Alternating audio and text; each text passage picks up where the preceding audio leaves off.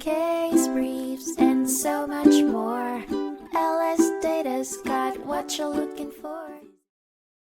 In 2001, the United States District Court for the Southern District of New York heard a case between Sinco, Inc. and Metro-North Commuter Railroad involving a breached contract concerning a fall protection system installation in Grand Central Terminal. Sinco failed to provide a reliable system, with flaws discovered during a training session.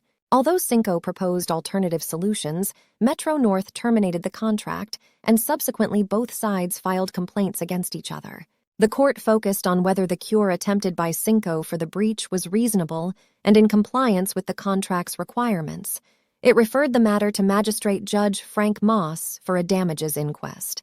Ultimately, Metro-North's motion for summary judgment on liability was granted, whereas Sinco's was denied. The court concluded that Sinco's failure to provide a fall protection system justified Metro-North's termination of the contract. Case briefs, and so much more. LSData's got what you're looking for. Visit lsd.law, elevate your mind. Leave the stress of class.